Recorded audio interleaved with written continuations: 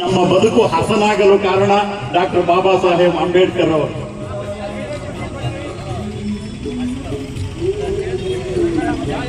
ನಿವೃತ್ತ ಶಿಕ್ಷಣಾಧಿಕಾರಿಗಳಾದಂತ ಗೌರವಾನ್ವಿತ ಶಿವಣ್ಣನವರು ವೇದಿಕೆಗೆ ಬಂದು ಉದ್ಘಾಟನೆ ಮಾಡ್ತಾ ಇದ್ದಾರೆ.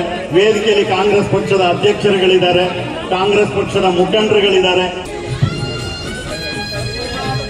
ಆತ್ಮೀಯ ಬಂಧುಗಳೇ, ಕಾಂಗ್ರೆಸ್ ಪಕ್ಷದ ವತಿಯಿಂದ ಈ ಆದರ್ಶವೇ ನಮಗೆ ಉತ್ತೇಜನವಾಗಿದೆ.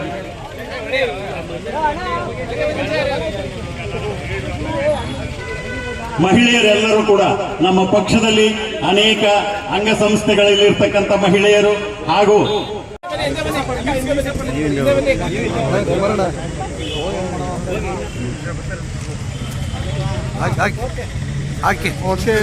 ಡಾಕ್ಟರ್ ಬಾಬಾ ಸಾಹೇಬ್ ಅಂಬೇಡ್ಕರ್ ಅವರಿಗೆ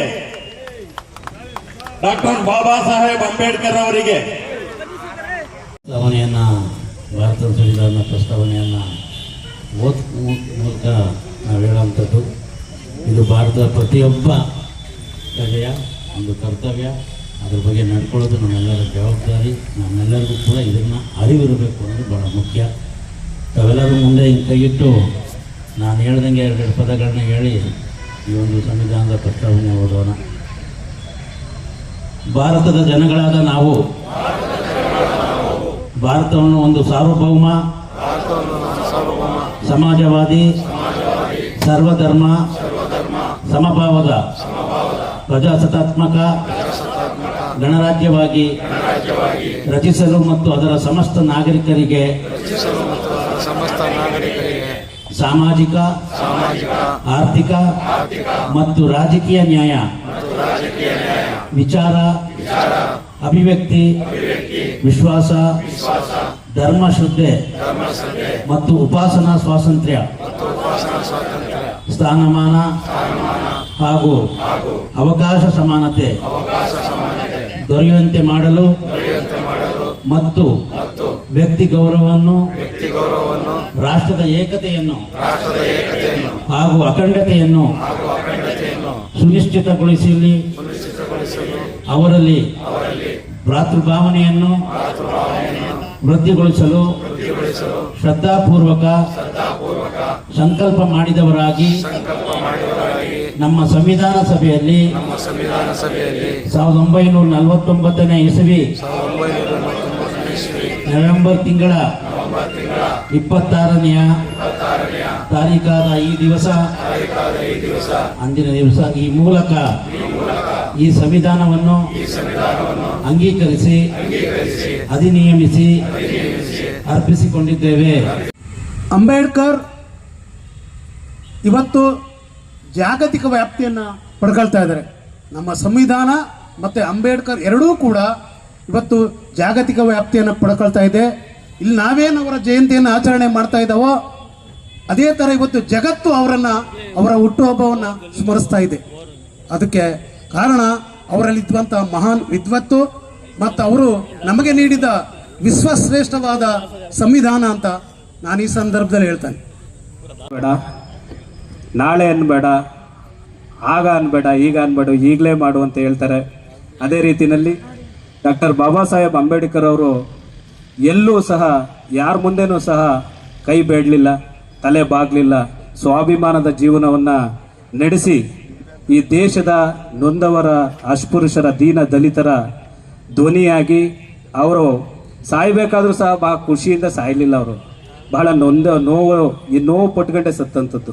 ಕಾರಣ ಆದರೂ ಇಷ್ಟೇ, ಯಾರು ನಾನು ಹಾಕೊಟ್ಟಂಥ ಮಾರ್ಗವನ್ನು ಅನುಸರಿಸ್ಕೊಂಡಿದ್ದೇನೆ, ಏನು ನಾನು ಹೋರಾಟವನ್ನು ಮಾಡ್ಕೊಂಡು ಬಂದಿದ್ದೀನಿ, ಆ ಹೋರಾಟದ ಮುಖಾಂತರ ಯಾರು ಅಭಿವೃದ್ಧಿ ಆಗ್ತಾರೋ, ಯಾರು ಮುಂದುವರಿತಾರೋ, ಆರ್ಥಿಕವಾಗಿ ಯಾರು ಸಬಲರಾಗ್ತಾರೋ ಅವರು ತನ್ನ ಇಂದಿನ ಪೀಳಿಗೆಗಳನ್ನು, ತನ್ನ ಸರೌಂಡಲ್ಲಿರುವಂಥ ಪರಿಸರದಲ್ಲಿರುವಂಥವ್ರನ್ನ ಮೇಲೆತ್ತುವಂಥ ಕೆಲಸ, ಅವ್ರಿಗೆ ದಾರಿ ತೋರಿಸುವಂಥ ಕೆಲಸವನ್ನು ಮಾಡ್ತಾರೋ ಅಂತ ನಾನು ನಂಬಿದ್ನೋ. ಅವ್ರು ಯಾರು ಆ ರೀತಿ ಮಾಡ್ತಾ ಇಲ್ಲ, ಎಲ್ಲ ಸ್ವಾರ್ಥಿಗಳಾಗಿದ್ದಾರೆ.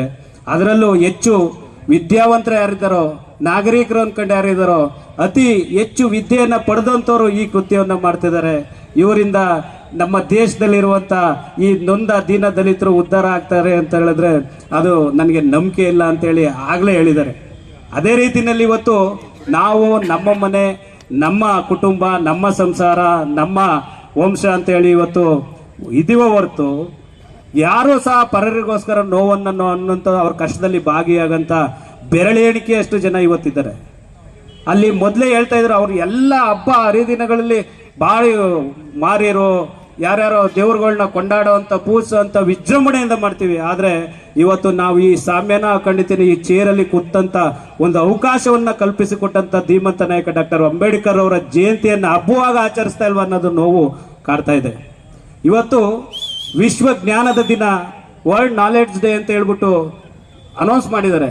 ಕಾರಣ ಆದರೂ ಇಷ್ಟೇ, ಯಾಕೆ ಜ್ಞಾನದಲ್ಲಿ ಮೇರು ಪರ್ವತವಾಗಿ ನಿಂತಿರುವಂಥ ಅಂಬೇಡ್ಕರ್ ಆಡುಮುಟ್ಟದ ಸೊಪ್ಪಿಲ್ಲ, ಅಂಬೇಡ್ಕರ್ ಅವರು ಕೈ ಹಾಕದ ಸಬ್ಜೆಕ್ಟ್ಗಳಿಲ್ಲ ಅಂತೇಳಿ ಎಲ್ಲ ಹೇಳಿದ್ರು ಸಹ ಅದನ್ನು ಅನುಸರಿಸಿ ಮಾಡುವಂಥ ಕೆಲಸಕ್ಕೆ ನಾವು ಯಾರೂ ಹೋಗಿಲ್ಲ. ಆದರೆ ಯಾವುದೇ ಒಂದು ಕೆಲಸವನ್ನು ಮಾಡಬೇಕಾದ್ರೆ ನಾವು ಅದನ್ನು ಪ್ರೀತಿಸಬೇಕು, ಮತ್ತು ಆ ಕೆಲಸವನ್ನು ಜಾರಿ ಮಾಡೋದಕ್ಕೆ ಇಚ್ಛಾಶಕ್ತಿ ಬೇಕು ಅಂತೇಳಿ ಇವತ್ತು ಹುಣಸೂರು ತಾಲೂಕಿನಲ್ಲಿ ಹಲವಾರು MLAಗಳು ಆಡಳಿತವನ್ನು ನಡೆಸ್ಕೊಂಡು ಹೋಗಿದ್ದಾರೆ. ನಮ್ಮ ಮಂಜಣ್ಣವರು ನಮಗೆ ಏನು ಹೆಮ್ಮೆಯಿಂದ ಹೇಳ್ಕೋಬೇಕು ಅಂತ ಹೇಳಿದ್ರೆ, ಅಂಬೇಡ್ಕರ್ ಆದಿಯಲ್ಲಿ ಏನು ಮಹಿಳೆಯರಿಗೆ ಸ್ಥಾನಮಾನ ಇರ್ಬೋದು, ಮಹಿಳೆಯರಿಗೆ ಗೌರವ ಇರ್ಬೋದು, ಯಾವ ರೀತಿ ನಡೆಸ್ಕೋಬೇಕು ಅನ್ನೋದನ್ನ ಬಹಳ ಸೂಕ್ಷ್ಮವಾಗಿ ಅರ್ಥ ಅವರು ನಡ್ಕೊಂಡು ಹೋಗ್ತಾ ಇದ್ದಾರೆ. ಇವತ್ತು ಹುಣಸೂರು ತಾಲೂಕಿನಲ್ಲಿ ಗ್ರಾಮಗಳಲ್ಲಿ ಇವತ್ತು ಅಂಬೇಡ್ಕರ್ ಭವನಗಳು ಬಹಳ ವಿಜೃಂಭಿಸ್ತಾ ಇದ್ದಾವೆ ಅಂತ ಹೇಳಿದ್ರೆ ಅದು ಮಂಜಣ್ಣನ ಕೊಡುಗೆ ಅಂತ ಹೇಳಿ ಘಂಟಾಘೋಷವಾಗಿ ಹೇಳ್ಬೋದು. ನನ್ನ ಜೀವನದ ಶಿಲ್ಪಿಯ ಜನ್ಮದಿನದ ಶುಭಾಶಯ ಅಂತ. ನಮ್ಮ ಜನ್ಮದ ಶಿಲ್ಪಿ ಅಪ್ಪ ಅಮ್ಮಂದರು. ಆದರೆ ಭಾರತ ದೇಶದ 145 ಅರ್ಥಕ್ಕೂ ಕೂಡ 100ರಷ್ಟು ಅದಕ್ಕೆ ಅರ್ಥ ಗೊತ್ತಾಗಿತ್ತು ಅನ್ನೋದು ನನ್ನ ಭಾವನೆ ಆಗಿತ್ತು. ಆ ಒಂದು ಶುಭಾಶಯಗಳು ನನಗೆ ಭಾಳ ಹಾರ್ಟ್ ಟಚಿಂಗ್ ಆಗಿತ್ತು. ಅದನ್ನು ಬೆಳಗ್ಗೆ ತಾನೇ ನಿಮ್ಮ ನೆಚ್ಚಿನ ನಾಯಕರು, ಮುಖ್ಯಮಂತ್ರಿಗಳು ಅದನ್ನೇ ಪ್ರತಿಪಾದನೆ ಮಾಡೋರು. ಈಗ ಟ್ವಿಟರಲ್ಲಿ ಬರ್ತಾ ಇದೆ, ನನ್ನ ಜೀವನದ ಶಿಲ್ಪಿ ಅಂಬೇಡ್ಕರ್ ಅವರ ಋಣದಲ್ಲಿ ನಾನಿವತ್ತು ಬದುಕ್ತಾ ಇದ್ದೀನಿ. ಅಪ್ಪಿತಪ್ಪಿ ಅಂಬೇಡ್ಕರ್ ಅವರ ಸಂವಿಧಾನ ಇಲ್ಲದೆ ಹೋಗಿದ್ರೆ ನಾನೆಲ್ಲೋ ಕುರಿಗಿರಿ ಮೇಯಿಸ್ಕೊಂಡು ನಾನು ನನ್ನ ಗ್ರಾಮದಲ್ಲೇ ಇರ್ತಿದ್ದೆ ಅಂತ ನಮ್ಮ ಮುಖ್ಯಮಂತ್ರಿಗಳು ಕೂಡ ಇವತ್ತು ಚಂದ್ರ ಎಷ್ಟು ದಿನ ಇರ್ತಾರೋ ಈ ಭಾರತ ದೇಶದಲ್ಲಿ ಅಷ್ಟು ದಿನನೂ ಕೂಡ ಈ ಸಂವಿಧಾನ ನಮ್ಮ ರಕ್ಷಣೆ ಮಾಡ್ತಾ ಇರುತ್ತೆ. ನೋಡಿ, ಅದೊಂದು ಅದ್ಭುತ ನೀವು ತಿಳ್ಕೋಬೇಕು. ಅಂಬೇಡ್ಕರ್ ಅವರು ಈ ಸಂವಿಧಾನ ರಚನೆ ಮಾಡಿದಾಗ ಇಡೀ ದೇಶ ಸುತ್ತಿದ್ರು, ಇಡೀ ಸಮಾಜಗಳನ್ನ ಸುತ್ತಿದ್ರು. ಹಳ್ಳಿ ಕೊಳ್ಳ ಕಾಡು ಮೇಡು ಎಷ್ಟು ಅವತ್ತಿನ ದಿನ ಆ ಬುಕ್ಕಲ್ಲಿ 3200 ಕ್ಯಾಸ್ಟ್ಗಳು ಏನೋ ಇದ್ದಿದ್ದು ಅದನ್ನೆಲ್ಲನೂ ಪ್ರತಿಪಾದನೆ ಮಾಡಿಕೊಂಡು ಎಲ್ಲರ ಜನಜೀವನನ ಅರ್ಥ ಮಾಡಿಕೊಂಡು ಸಂವಿಧಾನಕ್ಕೆ ಬರೆಯೋದಕ್ಕೆ ಮುನ್ನಡೆ ಇಟ್ಟರು. ಆ ಸಂವಿಧಾನ ಇವತ್ತು 145 ಕೋಟಿ ಜನಕ್ಕೂ ಕೂಡ ಸಲ್ತಾ ಇದೆ. ಆದರೆ 200 ಕೋಟಿ ಆಗಲಿ ಆ ಸಂವಿಧಾನನೇ ಅಷ್ಟು ಜನಕ್ಕೂ ಕೂಡ ರಕ್ಷಣೆ ಮಾಡೋದಂತ ಮಾತ್ರ ಮರಿಬೇಡಿ ನೀವು. 35 ಕೋಟಿ ಜನ ಇದ್ದಾಗ ಅವರು ಜನಗಳ ಮನಸ್ಸನ್ನ ಅರ್ಥ ಮಾಡ್ಕೊಂಡಿದ್ದು. ಆ ಜನ ಅವರ ಎಷ್ಟು ದೂರದೃಷ್ಟಿ ಇತ್ತು ಅವ್ರಿಗೆ ಅನ್ನೋದನ್ನ ನಾವೆಲ್ಲ ಅರ್ಥ ಮಾಡ್ಕೋಬೇಕು. ಆದ್ಮೇಲೆ ಈ ದಿನ ಏನು ಈ ಜನ್ಮದಿಂದ ತಾವೆಲ್ಲರೂ ಭಾಗವಹಿಸಿದ್ದೀರಿ, ತಮ್ಮೆಲ್ಲರಿಗೂ ಶುಭವಾಗಲಿ. ಸರ್ವೇ ಜನ ಸುಖಿನ ಭವಂತು.